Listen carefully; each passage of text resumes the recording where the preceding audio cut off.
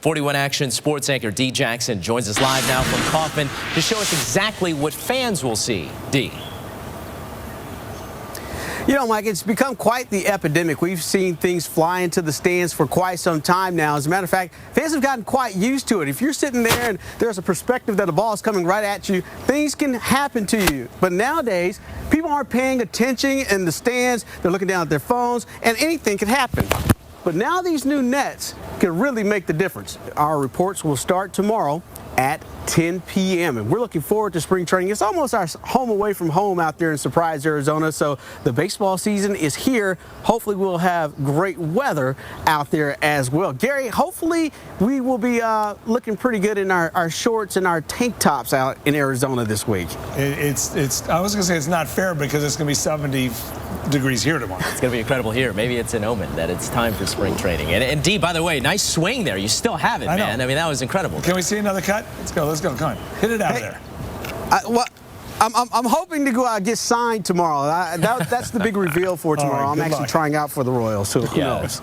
We do have to be fair. He's heading into spring training, so he'll continue to hone that even better as he gets out to Arizona. But you're now for the Royals in Surprise, Arizona, and sports anchor Dee Jackson is there live in Surprise. Dee, what's going on?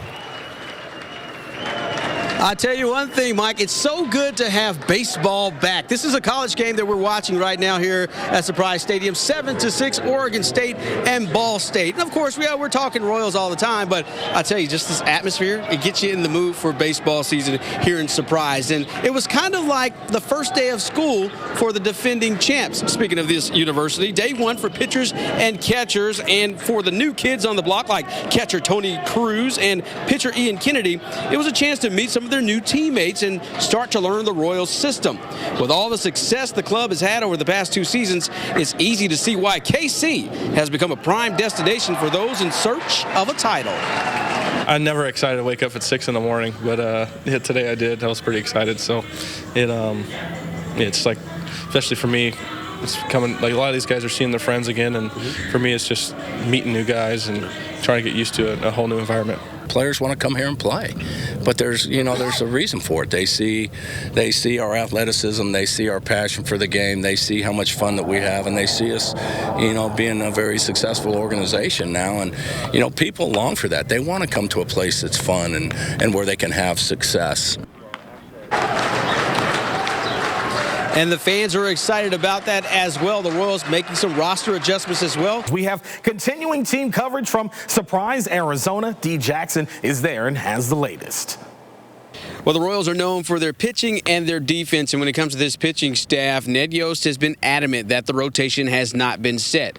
But does that include Danny Duffy? Duffy's proven to be one of the most versatile pitchers on this staff. Last year, started out the year as a starter, but wound up in the bullpen. He says no matter where he is this year, he's just ready to contribute to this team. I just want to be able to help the squad as much as I can. I mean, I know that sounds bland, but I don't really know what my role is going to be. But wherever I fit in, whatever I could do, I just want to do to the best of my ability and not, look back and think I could have done more. And that's what I've always done. I've always emptied the tank as much as I can, and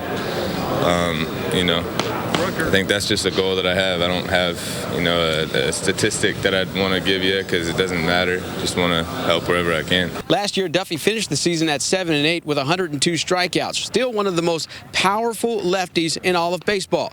He's hoping to continue that trend going into 2016. In Surprise, Dee Jackson, 41 Action News.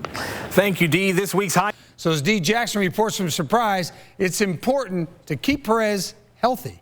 When you talk about durability behind the plate, the name Salvador Perez keeps coming up. The Gold Glove catcher has seen his share of time behind the plate, but he takes a lot of bumps and bruises.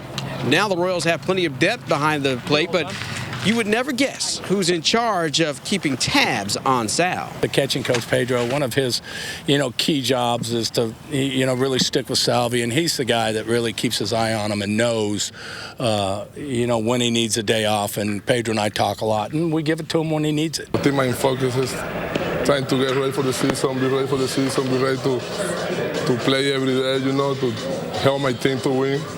And whatever happens. And just like in the World Series, if he needs a break, Drew Patera will be ready. And with the new acquisition of Tony Cruz, the Royals should be just fine behind the dish. In Surprise, Dee Jackson, 41 Action News. Let's head to Surprise, Arizona, where Dee Jackson's going to update us on that story as he is also periscoping at the same time. He's got both hands full. Dee, how you doing? Well, we're juggling a lot of things out here, Frank, and I tell you one thing, Ned Yost is going to try to juggle this lineup to fit things in, but he's really happy because now they get an opportunity to defend that World Series crown. Everyone was back at work this afternoon here in Surprise. Now that the entire team is back together again, Yost has plenty of weapons at his disposal. 3 Gold Gloves in the infield alone. Now, the past 2 seasons, the Royals have relied heavily on Christian Colon, who's been a fixture at third, short, and this year may even compete for the starting spot at second base.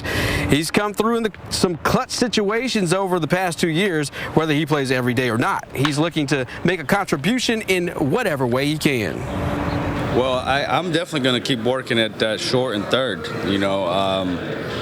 but if they want to use me at second only, then I'll be ready for that. I feel comfortable there, but I'm still going to practice here in spring training, at some of the other spots just to make sure, I'm still ready to go if it comes down to me being a utility. I've done that for the last 2 seasons, so I feel like I got a good, grasp on how to handle that.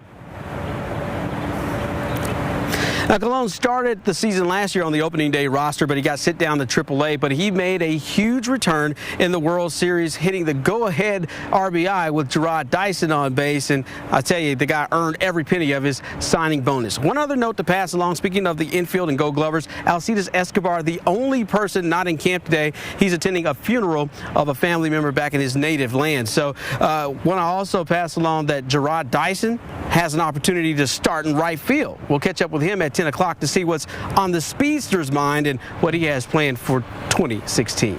Reporting live in Surprise, Dee Jackson, 41 Action News. Okay, Dee, slowly lower the telephones. Put the telephones on the ground. Yeah, it's a pretty cool look, too. You get some exclusive stuff cool. that you Yeah, don't you get do. to see on TV. Well, the neat part.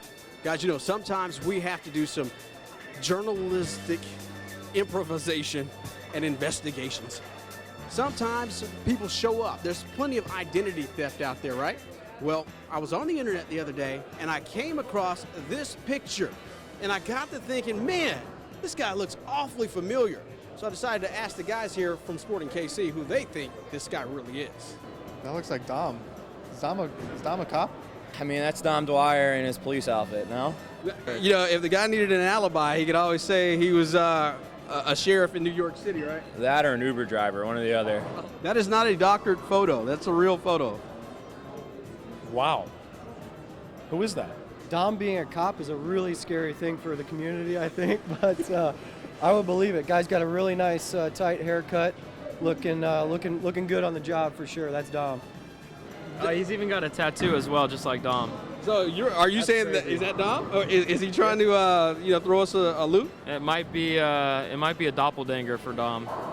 That guy takes way too good of selfies to not be Dom. That guy right there. Oh, that is as a sheriff of New York City. Oh, so no resemblance? You don't think that guy looks anything like you? It's pretty close. It's not bad. I might have to ask my parents, see if I have another brother or something. What would you say to this guy? I mean, he's got to make sure he's keeping your name clean out there. Yeah, I mean, I should be all right. Hopefully he can get me out some tickets.